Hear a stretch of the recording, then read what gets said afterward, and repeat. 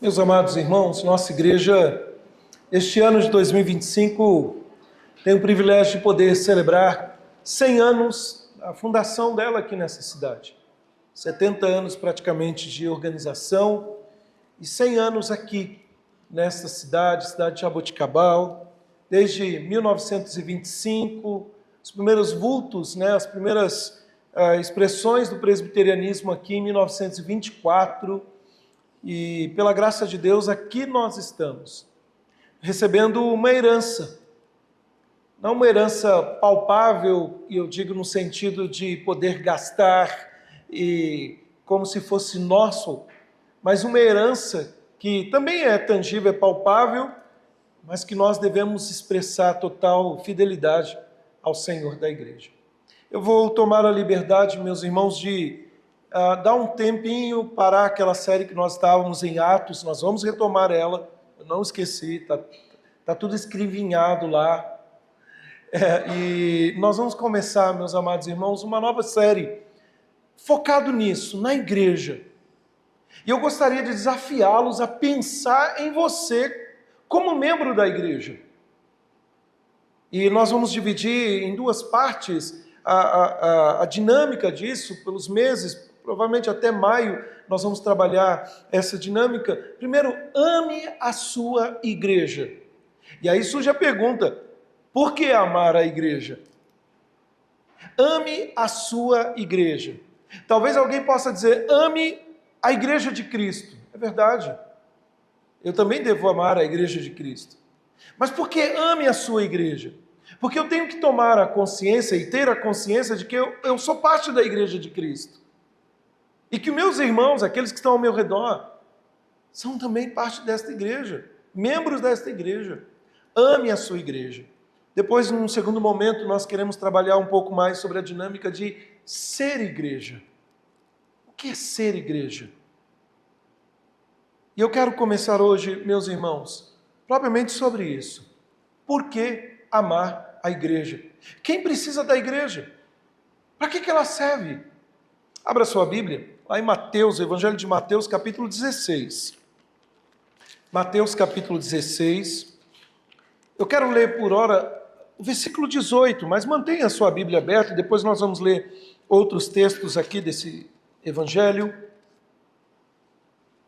Mateus 16, verso 18. Vamos ler juntos, irmãos?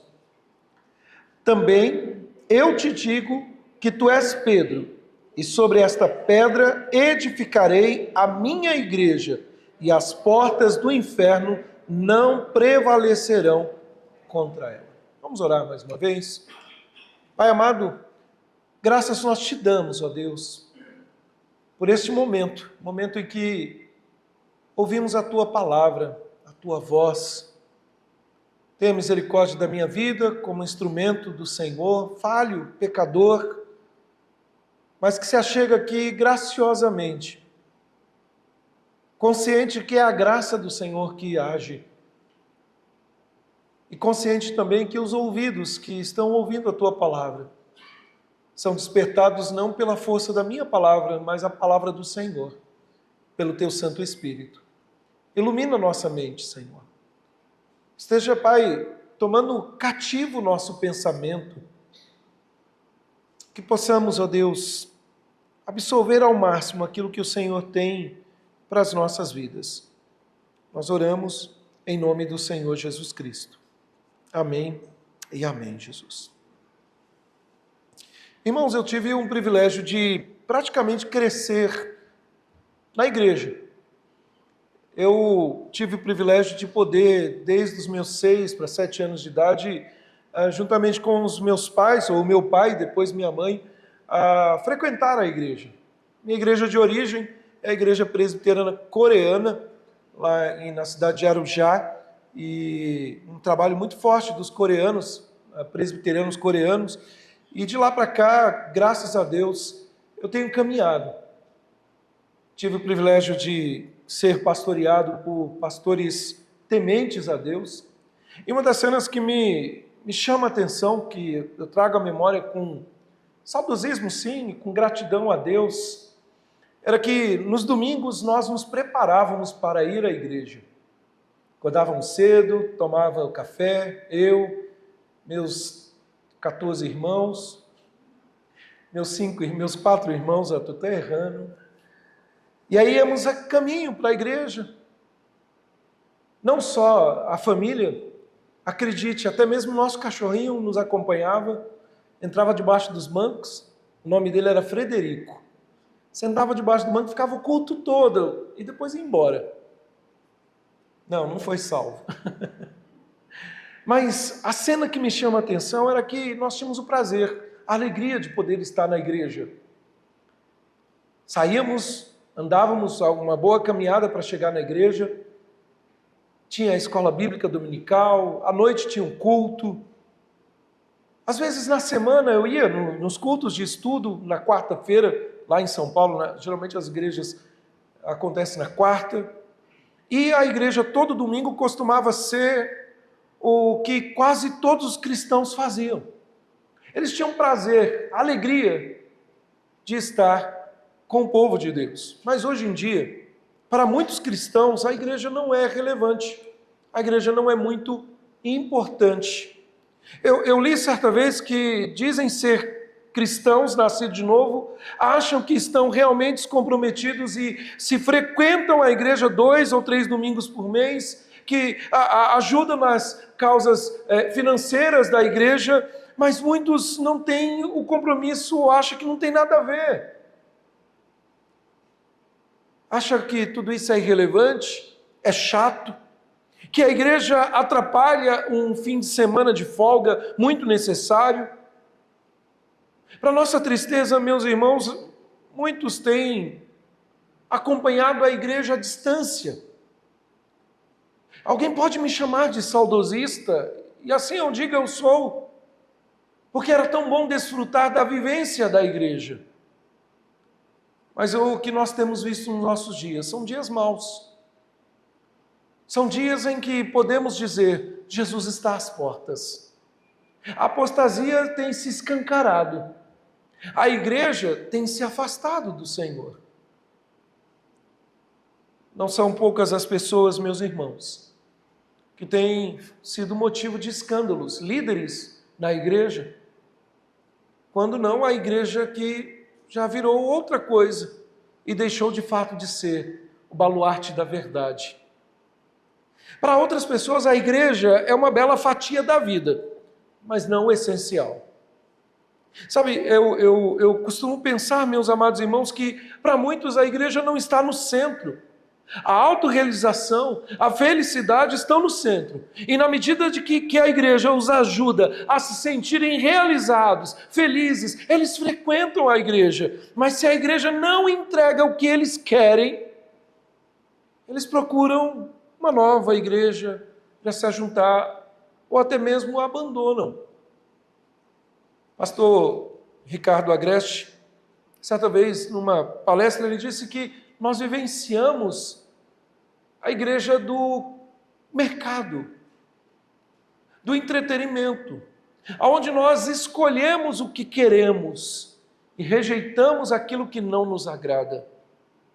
E nessa mensagem, meus irmãos, eu estou argumentando que Cristo e o seu corpo, a igreja, são essenciais. São essenciais. Não apenas bons, não apenas uma parte gostosa da vida, mas são essenciais. Cristo e a sua igreja devem estar no centro da vida de cada cristão. Não é uma fatia da torta ou de um bolo que nós gostamos. Não, é o recheio, é tudo, é completar a vida, é uma vida plena. É o núcleo ou o centro que deve governar todo o resto. John Stott, certa vez ele colocou algo interessante numa pregação dele. Ele disse o seguinte, pregação em Efésios: se a igreja é central para o propósito de Deus, como visto tanto na história quanto no Evangelho, ela certamente também deve ser central para as nossas vidas. E aí ele diz, como podemos levar de ânimo leve o que Deus leva tão a sério. Sabe, meus amados irmãos, nós devemos amar a igreja do Senhor. Ame a sua igreja. E eu quero destacar nessa noite 3 razões pelas quais nós devemos amar, pelas quais a igreja é de extrema importância e, portanto, você precisa amá-la. A igreja é importante porque Cristo prometeu edificá-la. Ele ama a sua igreja e Ele deu a sua vida por ela. E a sua igreja o revela a um mundo perdido, a um mundo caído. Agora pense nisso, meu irmão, minha irmã. Se Cristo prometeu construir, edificar a sua igreja, então ela será edificada. E eu quero, em parte, meus irmãos, levá-los a pensar. Se Cristo amou a igreja o suficiente para morrer por ela, eu amo a Cristo, então eu devo amar a sua igreja. E se Cristo nos escolheu como seu povo, como Pedro nos diz, eu tenho uma mensagem a proclamar. As virtudes daquele que nos chamou das trevas para a sua maravilhosa luz. É o Senhor imprimindo, meus irmãos, essas 2 primeiras verdades. O Senhor edifica a sua igreja, o Senhor ama a sua igreja, e agora o que me faz é comprometer-se com esta igreja, é servir a igreja local para amá-la e levar uma mensagem ao mundo perdido, ao mundo caído. Em primeiro lugar, então, ame a sua igreja, porque Cristo prometeu edificá-la. Veja, o texto de Mateus, no capítulo 16, se você voltar um pouquinho, no verso 13, nós temos o início da confissão aqui de Pedro, e o texto nos diz assim: indo Jesus para os lados de Cesareia de Filipe, perguntou a seus discípulos: quem diz o povo ser o Filho do Homem? O verso 14 nos diz: e eles responderam: uns dizem João Batista, outros Elias, e outros Jeremias ou algum dos profetas. Meus irmãos, essa pergunta de Jesus é muito interessante, porque em outros momentos do Evangelho, Jesus mostra que conhece o coração dos seus discípulos, e antes mesmo que houvesse palavra, o Senhor já sabia. Mas agora, ele faz uma pergunta. Peraí, então ele não sabe o que está se passando? Na verdade, meus irmãos, o Senhor quer ouvir. Não só sabendo o que há dentro, mas é necessário confessar, declarar. Se você olhar o verso 15, e o verso 15 é uma pergunta mais crucial para cada um de nós responder. O verso 15 diz assim: mas vós, continuou Jesus, continuou ele, que dizeis que eu sou? E o verso 16, então, Pedro respondeu Simão Pedro e disse: tu és o Cristo, o Filho do Deus vivo. Sabe, meus irmãos, nós poderíamos transportar isto para os nossos dias. O que as pessoas falam da igreja? O que é uma igreja? Para alguns vão olhar e pensar que a igreja é uma agência de assistência. Para outros talvez vão pensar que a igreja é a igreja do fulano de tal, pastor fulano de tal, pastor Beltrano. Mas não conseguem enxergar que a igreja é a igreja do Deus vivo. E onde nós temos falhado nisso? Será que a mensagem não tem sido proclamada? Será que este evangelho, o evangelho que transforma vidas, não tem sido anunciado de forma correta?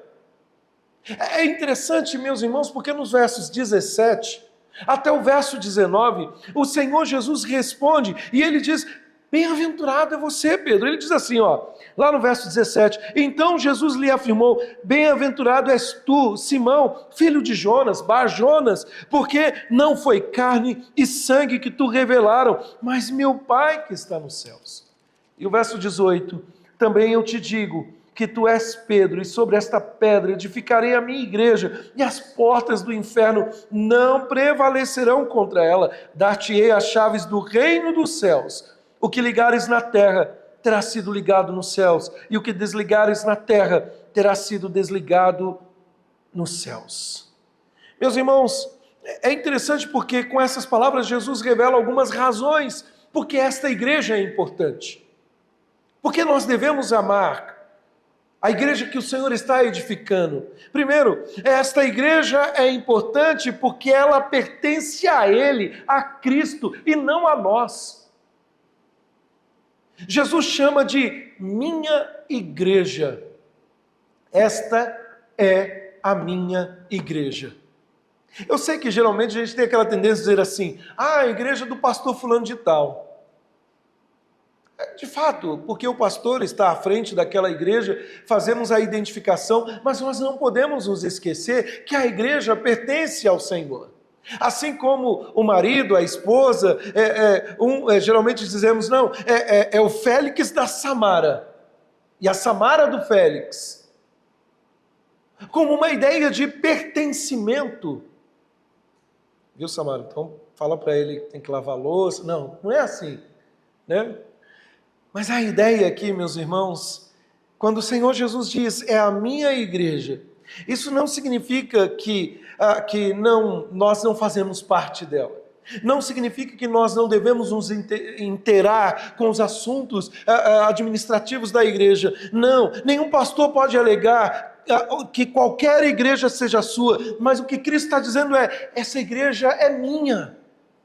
Quando Saulo, no capítulo 9, perseguia a igreja, o Senhor vai ao encontro de Saulo e diz, Saulo, Saulo, por que me persegues? Mas veja, é interessante, Saulo estava perseguindo a igreja, os discípulos, mas o Senhor o lembra que ele estava perseguindo a ele. Quem persegue minha igreja, persegue a mim. Sabe, meus irmãos, por que o Senhor é dono desta igreja? Por que esta igreja pertence ao Senhor e não a nós? Atos 20, 28 diz que Ele comprou esta igreja com seu sangue. Ela pertence exclusivamente a Ele e não mais a ninguém. Não importa quão influente, não importa quanto dinheiro você tenha doado, não importa quanto tempo seus ancestrais são membros de uma igreja, pode até corretamente alegar, esta é a igreja da minha família, esta é a minha igreja, mas você precisa ter em mente que o dono, o Senhor desta igreja é o Senhor Jesus Cristo. Amém? Ele é o dono. E quando afirmamos isso, nós devemos afirmar, Ele é o dono da minha vida. Meus amados irmãos, o Senhor somente nos permite servir nesta igreja para os propósitos do seu reino. De modo, meus irmãos, que qualquer líder, ele não pode arrogar como sendo alguém maior ou melhor. Nós devemos ser como João Batista, ao afirmar que diminua eu, que Cristo cresça. Sabe, meu irmão, minha irmã, a primeira coisa que você deve entender é isso. Mas entender também que esta igreja é importante, porque o Senhor a comprou, porque ela lhe pertence, mas porque ela é construída sobre o entendimento correto da pessoa do Senhor Jesus Cristo. Veja, Pedro, o apóstolo Pedro, sob revelação direta de Deus, o Deus Pai, ele proclama corretamente sobre Jesus, no verso 16. Ele diz, tu és o Cristo, o Filho do Deus vivo. Cristo significa que Jesus é o Messias, o ungido, o profetizado por mais de 300 profecias do Antigo Testamento. Por exemplo, no Salmo 22, Isaías 53, que prediz o sofrimento do Messias ali na cruz, como sacrifício pelos pecadores. Salmo 2, Daniel capítulo 7, que proclama o futuro do governante sobre todos os reinos da terra. Salmo 110, que revela-o tanto como filho de Davi, como o Senhor de Davi. Sabe, meu irmão, minha irmã, poderíamos falar de muitos textos do Antigo Testamento que aponta para Jesus como o Messias, o Cristo. O pronunciamento de Pedro de que Jesus é o Filho de Deus, do Deus vivo, pode ter sido uma maneira paralela de dizer que Jesus é o Messias, é o prometido, é o escolhido. Mas também revela que Jesus é a eterna segunda pessoa da Trindade.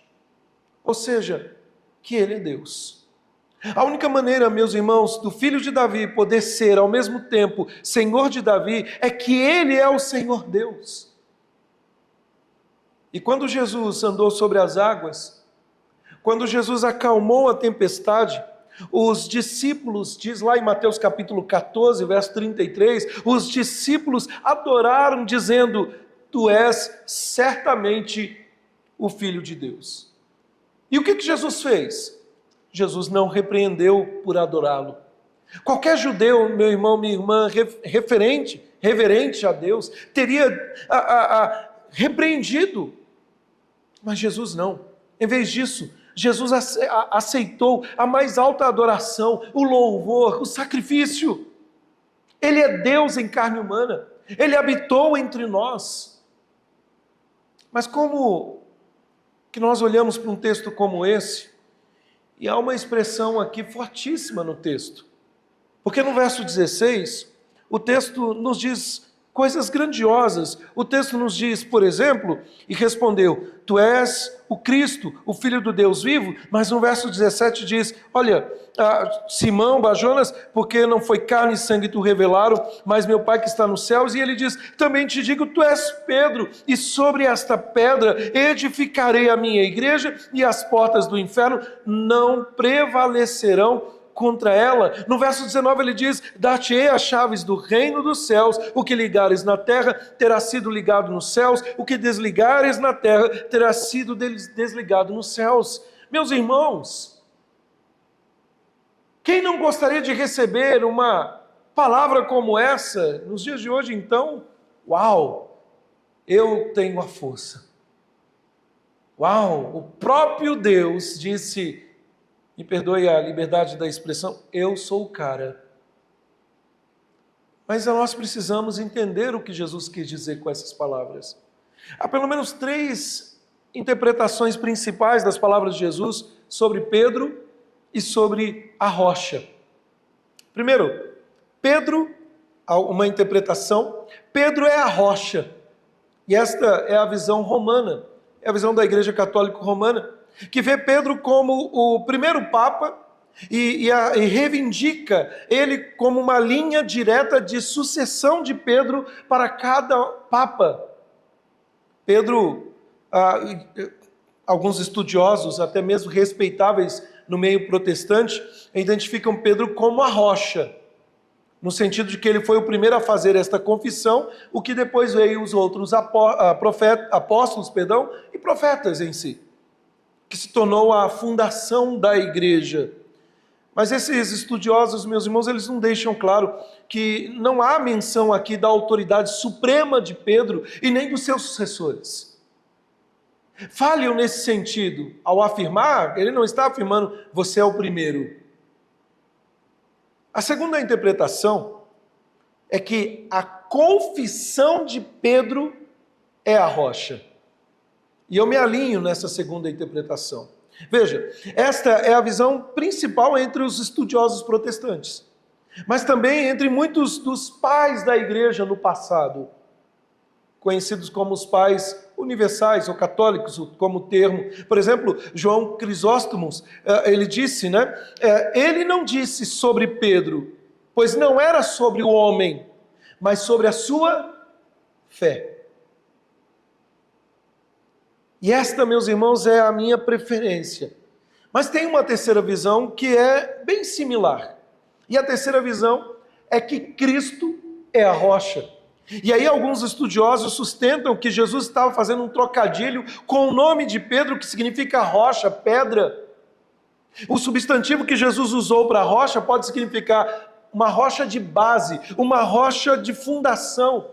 E a favor, meus irmãos, de Jesus ser a rocha, está o fato de que lá em Mateus capítulo 7, verso 25, Jesus aludiu a ele mesmo sendo a rocha, aonde toda casa bem firmada, cada pessoa deve construir a sua vida sobre a rocha.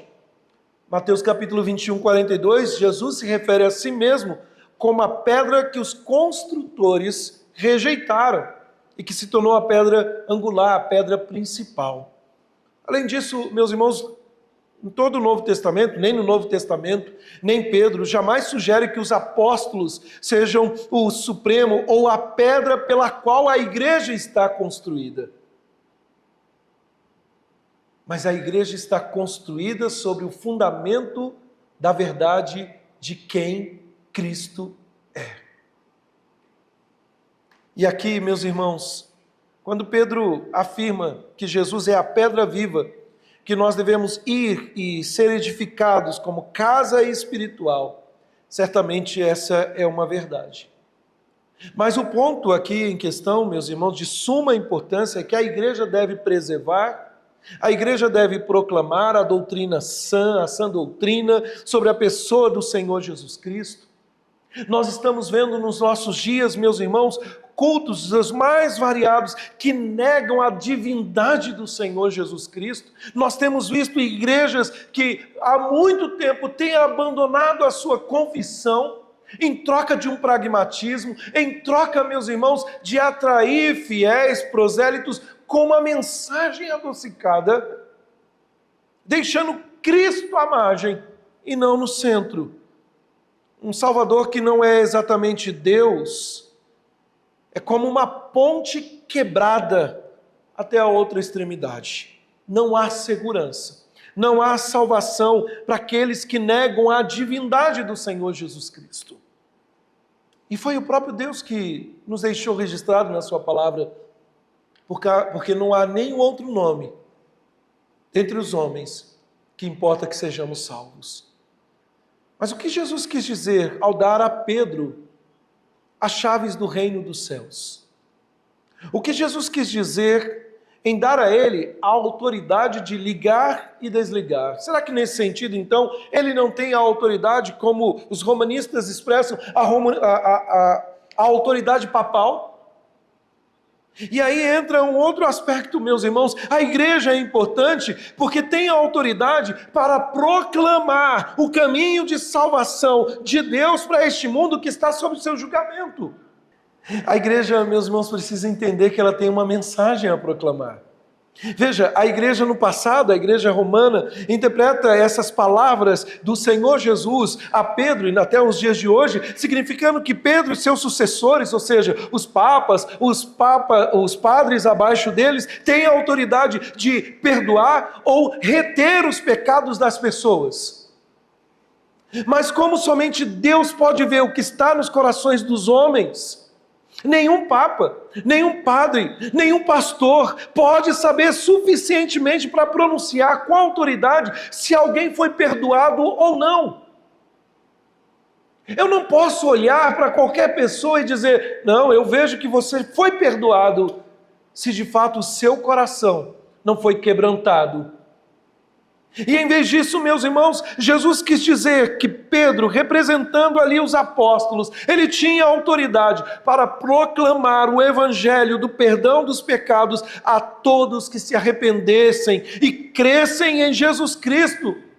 Ou então, o julgamento para aqueles que se recusam a crer em Jesus. Nós, meus irmãos, como igreja, nós temos um grande desafio pela frente. Pregar a mensagem com fidelidade de salvação ou pregar o julgamento divino que está por vir. E na verdade, meus irmãos, nós vemos Pedro fazendo isso com os judeus no dia de Pentecostes, em Atos 2. Nós vemos fazendo isso com os samaritanos em Atos capítulo 8. Nós vemos Pedro fazendo isso com os gentios em Atos capítulo 10.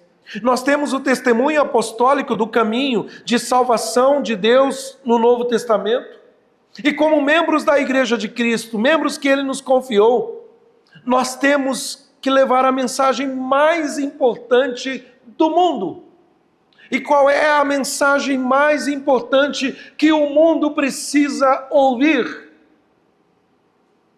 Não é que tudo vai dar certo, mas que todo aquele que crer em Jesus não perecerá, mas terá a vida eterna como um dom gratuito de Deus. João 3,16. Mas é importante lembrar também que aqueles que não crerem já estão condenados. Meus irmãos, a igreja, ela tem uma mensagem. A igreja é importante porque Cristo está voltando para buscá-la e somente ela permanecerá depois que este mundo presente, esse mundo mau, for julgado. Se você olhar o verso 18, o Senhor diz: edificarei a minha igreja e as portas do inferno não prevalecerão contra ela. Sabe, meus irmãos, alguns argumentam que os portões ou portas aqui não representam uma força agressiva, mas simbolizam a morte. Entretanto, meus irmãos, nem o poder da morte pode impedir a igreja de Jesus Cristo da sua vitória final. Mas isso, meus irmãos, não faz jus ao contexto do mundo antigo. Quando o Senhor Jesus se refere às portas do inferno, a ideia é de autoridade. A ideia, meus irmãos, era que nos portais, ou nos portões, nas portas das cidades, era um lugar onde o governo realizava os negócios oficiais. Portanto, era uma figura de linguagem para a autoridade governamental. É como que dissesse: olha, vamos sair um pouco do cenário do Brasil, vamos pensar fora. A Casa Branca disse isso. E de lá vem a autoridade. Ou o Planalto da Esplanada, onde tem a Câmara dos Deputados e tudo que tem lá, veio a mensagem.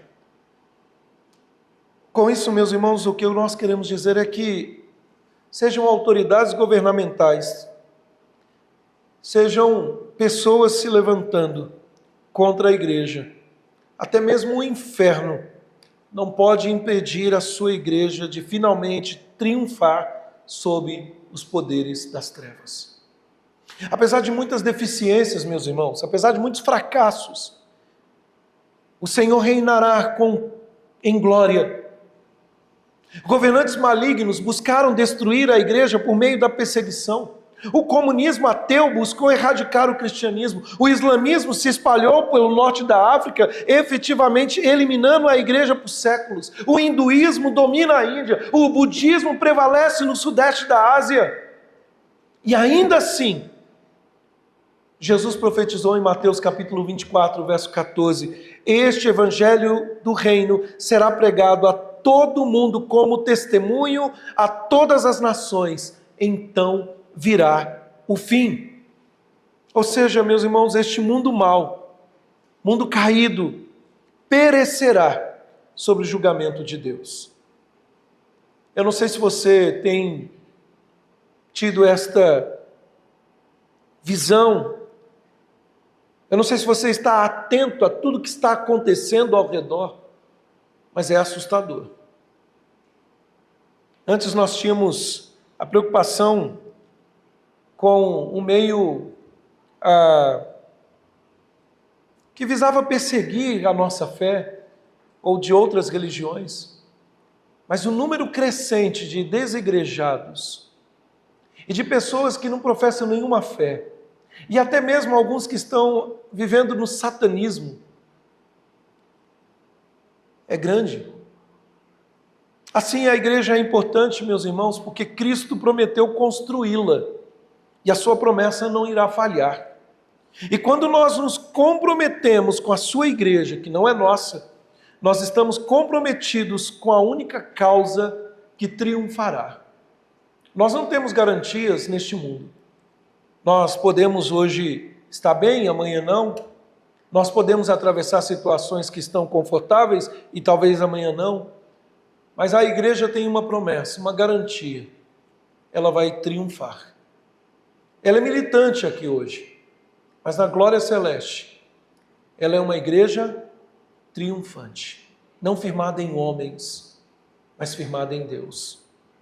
Não é a palavra de um pastor, ou de um padre, ou de um papa, ou qualquer líder religioso. É a palavra de Deus. É o próprio Cristo que sustenta a sua igreja. Mas por que eu devo amar esta igreja? Em segundo lugar, eu amo a minha igreja e devemos amar a igreja porque Cristo a ama e deu a sua vida por ela. E aí, meus irmãos, nós saímos um pouco do texto de Mateus aqui e lembramos de outros textos. Por exemplo, o apóstolo Paulo recorda nossa mente ao dizer em Efésios 5:25: maridos, amai vossas esposas, como também Cristo amou a igreja e a si mesmo se entregou por ela. Veja, Paulo, ele continua nesse texto afirmando, ele não só fala aqui, mas no verso 28 a 30 ele diz: assim também os maridos devem amar as suas próprias mulheres, como aos seus próprios corpos. Aquele que ama a sua própria mulher, ama a si mesmo, porque ninguém jamais odiou a sua própria carne, antes a alimenta e preza, como também Cristo faz com a igreja, porque somos membros do seu corpo. A igreja é a noiva de Cristo, irmãos. Cristo ama a igreja, Cristo ama o seu corpo, e Ele cuida, Ele nutre, Ele preza por ela, Ele quer adornar essa igreja, e Ele há de apresentar esta igreja gloriosa, sem mácula, muitas vezes até permitindo que passemos pelas provações, pelas lutas, refinando a nossa fé. Se Cristo amou a igreja o suficiente para morrer por ela, então, se eu amo a Cristo, eu devo amar a sua igreja sacrificialmente. Meus irmãos, não é fácil amar a igreja. E quando eu digo amar a igreja, eu não estou falando do espaço físico, é amar pessoas. Sabe, uma das coisas que nós não paramos para perceber, meus irmãos, é que amar a igreja de Cristo, no abstrato, é fácil. É fácil. Assim como um jogador de futebol que, quando faz um gol, ele vai direto para as câmeras e faz um coraçãozinho, e todo mundo fala: que bonito, mas daqui a pouco está se separando, ou envolvido em escândalos. Cadê o amor? O amor do abstrato é fácil. Você pode até dizer: eu amo meus irmãos, eu amo a igreja. Há uma canção antiga que diz assim: habitar acima com os santos que amamos, isso será glorioso. Aí continua: mas habitar abaixo com os santos que conhecemos bem, essa é uma história diferente. Meus irmãos, se a igreja é a noiva de Cristo, uma só carne com Ele, unida com o Senhor, e nós amamos a Cristo, nós devemos amar e nos comprometer com a igreja local, e aprender a trabalhar as nossas diferenças, as nossas ofensas de forma bíblica. Nós devemos amar os santos que conhecemos. Sabe, muitas e muitas vezes nós enfrentamos dificuldades de relacionamentos dentro da igreja. Não é fácil. Eu sei que não é fácil me tolerar, muitas vezes. Eu sei que muitas vezes eu posso, como irmão vosso, falhar, e eu falho. Mas eu vou dizer bem baixinho: você também pisa na bola. Você também erra. E eu estou dizendo isso, meu irmão, porque muitas vezes nós nos esquecemos que nós também erramos. Nós temos que amar essa igreja. Cristo ama essa igreja. Sabe, meu irmão, minha irmã, não sei se você, mas eu me ofendo muito quando alguém declaradamente diz que não ama a minha esposa. Eu amo a minha esposa. Eu me sacrifico por ela. Se alguém maltrata a minha esposa, não está maltratando só ela, está me maltratando. Da mesma maneira, meus irmãos, muitas vezes quando nós não amamos a igreja o suficiente a nos sacrificar por ela, nós não podemos dizer que amamos a Cristo e por Ele entregamos as nossas vidas. Uma das maiores dificuldades nos últimos tempos que eu tenho enfrentado é com relação à música. Porque é fácil, meus irmãos, no abstrato cantar. É fácil no abstrato dizer: Senhor, pode me usar a qualquer hora, em qualquer lugar, eis-me aqui. Mas Senhor, eu tenho que terminar logo porque tem os gols do Fantástico. Senhor, eu tenho um monte de coisa para fazer na prática. E nisso a igreja está sofrendo. Ame a igreja, não pelo pastor. não pelos presbíteros, não pelos diáconos, não pelo grupo de louvor, não porque tem uma boa ornamentação. Ame a igreja porque Cristo a ama. Ele se entregou por ela. Ele pagou um preço pela sua vida, meu irmão. Por isso eu devo amá-lo. É fácil? Não, não é fácil, irmãos. Não é fácil.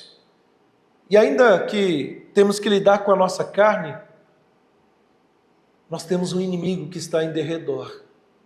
Sabe qual é a missão dele? Implodir a igreja, de dentro para fora. Acabar com ela. Nos afastar de Cristo. Porque nos afastando dos nossos irmãos, nos afastamos do corpo. E qualquer membro fora do corpo é um membro morto. Não existe membro desigrejado. Não existe igreja desigrejada. Como não existe um céu para os desigrejados. Em terceiro e último lugar, meus irmãos, ame a igreja, porque ela revela Cristo e sua glória no mundo perdido.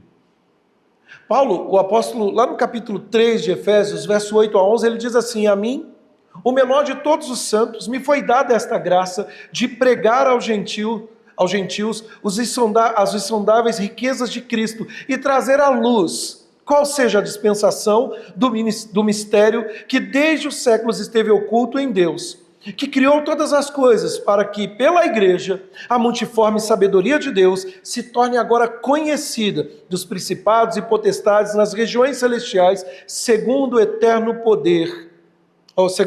propósito, que realizou em Cristo Jesus, nosso Senhor. A igreja é o meio de Deus para realizar os seus propósitos eternos para a criação. Exaltar a Cristo acima de tudo. A igreja é o seu templo, onde ele habita, onde a sua glória se manifesta. Não revela apenas, meus irmãos, a glória de Cristo ao mundo perdido, mas também às autoridades, aos governantes. E há dois pensamentos interessantes aqui. Primeiro, para revelar a glória de Cristo, nós devemos proclamar e defender a palavra da verdade de Deus neste mundo relativista. Nós não podemos, meus irmãos, ver a igreja sendo atacada e nos calar. Nós não podemos ver a igreja do Senhor sofrendo e achar que isso é coisa da liderança da igreja. Eu tenho que defender a minha casa.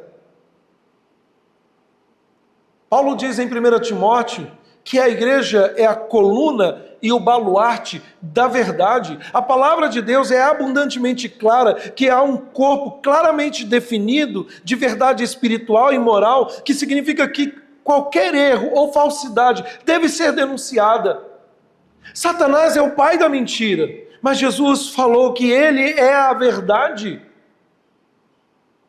E ele orou com seus discípulos: santifica-os na verdade, a tua palavra é a verdade. Então nós somos encarregados, meus irmãos, de defender e proclamar a verdade de Deus, conforme revelada na sua palavra, especialmente no que diz respeito ao evangelho e nos padrões morais deste mundo caído. Ah, pastor, mas se eu falar tudo o que tem que falar, eu vou ficar sem amigos. Que belos amigos. Ah, pastor, mas se eu começar a postar versículo no meu Instagram, no Facebook, ninguém me segue. O evangelho, meus irmãos, está sempre sob ataque, em diferentes ângulos, porque tudo depende de uma pessoa ter ou não crido no evangelho, no verdadeiro evangelho. O evangelho não é sobre como ter uma vida feliz, ou um casamento melhor, ou como criar filhos felizes, embora essas coisas possam resultar de uma vida comprometida com Deus. Mas o evangelho é sobre como pecadores podem ser reconciliados com Deus, o Deus Santo, por meio da fé no Salvador, crucificado e ressuscitado, o Salvador Jesus Cristo. Meus irmãos, nós precisamos defender a verdade. Não é defender a placa de uma igreja, é defender o Senhor da igreja. Eu sei, Deus não precisa de advogados, Deus não precisa de seguranças, mas Deus precisa, ou melhor dizendo, Deus nos convoca a sermos fiéis. Quando a igreja acompanha a cultura, ela se afasta da verdade bíblica. Lembra disso? Cuidado com os modismos. Cuidado com tudo que nós estamos vendo ao nosso redor. Porque isso tem esfriado a igreja, tem afastado o povo. Nós não revelamos mais a glória de Cristo neste mundo perdido. É o sal que se tornou insípido. É a luz que não ilumina mais. É a igreja mais preocupada nas coisas correntes como a política ou os desdobramentos do dia a dia do que a glória do Senhor sobre as nações.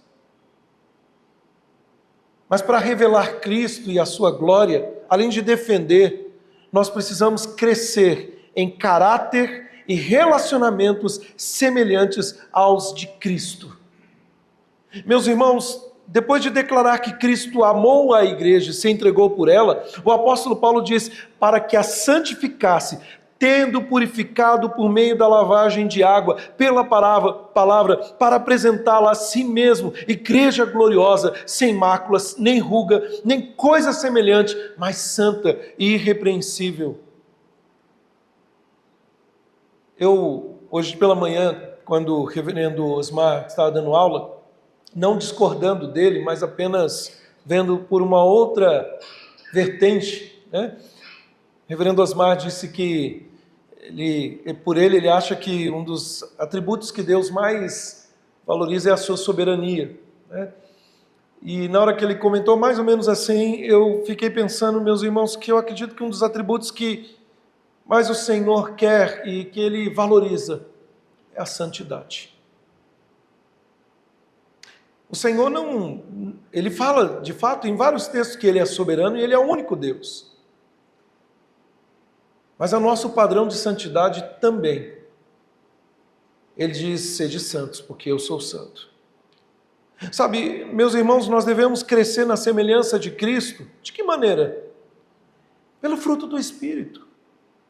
Deixando-nos encher pelo Espírito. Tanto em nosso caráter quanto em nossos relacionamentos. E o laboratório para desenvolver o caráter e os relacionamentos semelhantes a Cristo é o lar, onde deve ser permeado com o amor e a graça de Cristo, onde os maridos devem amar as suas esposas sacrificialmente, onde as esposas devem respeitar e amar os seus maridos, onde os pais devem amar os seus filhos e criá-los para conhecer e amar a Jesus. Não é suficiente, meus irmãos, virmos à igreja e depois levarmos a nossa vida de qualquer maneira dentro do lar, achando que os nossos filhos não estão vendo. Mas o segundo laboratório para desenvolver e demonstrar o amor de Cristo é a igreja. Tanto que o Senhor Jesus disse, o mundo vai conhecer vocês, pelo tamanho da placa que está lá fora, não é isso? Misericórdia. João 13, verso 34 e 35 diz, um novo mandamento vos dou, que vos ameis uns aos outros, assim como eu vos amei, que também vos ameis uns aos outros. Nisto conhecerão todos que sois meus discípulos, se vos amardes uns aos outros. Concluindo, meus irmãos, quem precisa da igreja? Por que amar a igreja? Muitas vezes, quando a gente fala de amor na igreja, alguns vão dizer amar a igreja, alguns vão dizer, mas quanto isso vai me custar? Eu posso garantir para você que vai te custar tudo. Tudo.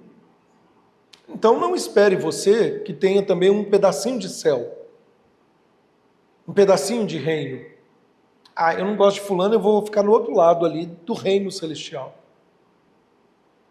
Cristo, meus irmãos, Ele prometeu edificar esta igreja. Sabe, você precisa entender que a igreja é vital para a sua vida. Eu posso te garantir, meu irmão, minha irmã, essa igreja não é perfeita. Mas se você sair dessa igreja falando assim, eu não gosto dessa igreja, eu vou procurar a igreja perfeita, e se vier falar isso comigo, eu vou falar, meu irmão, então você crê no Senhor Jesus, vamos orar para que o Senhor te leve. E o Senhor te leva, porque aí, pronto, você encontrou a igreja perfeita, se é que você vai. Jesus ama essa igreja, Jesus se entregou por ela. A sua igreja é o meio de revelar-se a este mundo perdido. Mas o que nós estamos fazendo com esta igreja? Nós tratamos a igreja muitas vezes como acessório, irmãos. Me sobrou tempo, eu dedico. Eu não posso doar, por exemplo, parte de tudo que eu sou em prol da igreja. Meus amados irmãos, eu não tenho nenhuma preocupação em dizer isso. Eu não tenho nenhum temor de alguém olhar e dizer: ah, pastor, se você ficar com esse discurso ou com essa pregação, você não vai permanecer aqui. Tudo bem, mas nós temos que amar a igreja do Senhor.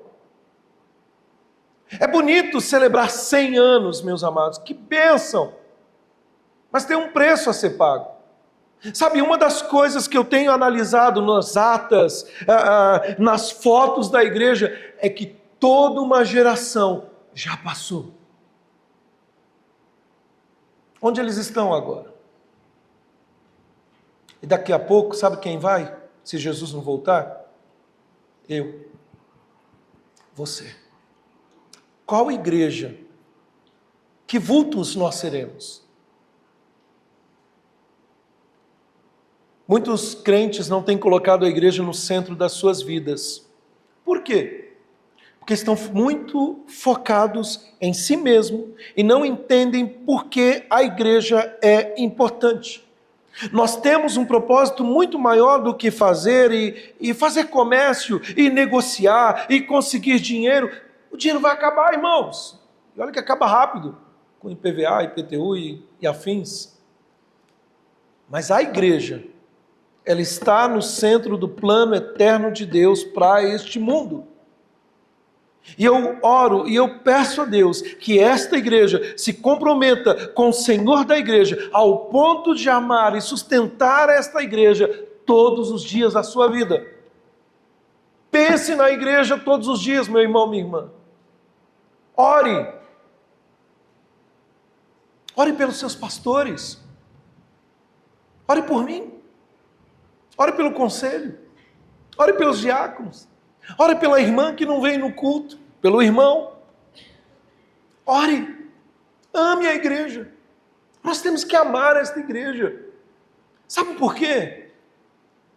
Porque se não amarmos ao ponto de nos entregarmos, nós ainda não entendemos o que é reino de Deus.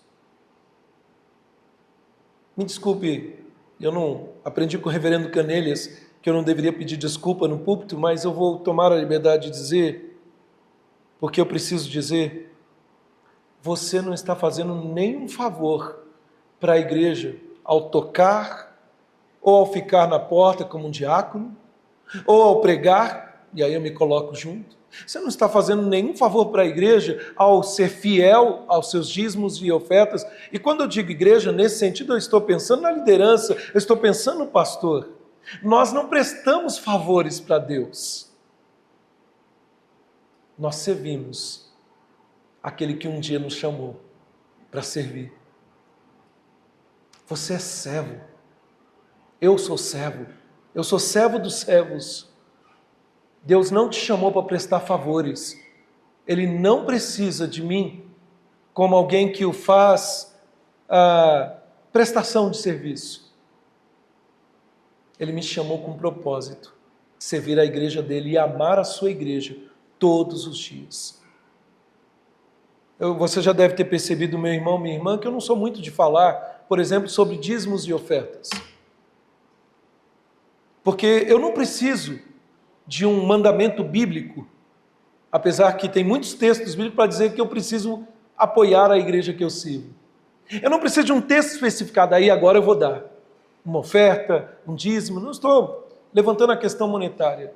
Eu não preciso de nenhuma ordem bíblica para simplesmente dizer que eu devo vir à igreja, apesar do texto bíblico diz.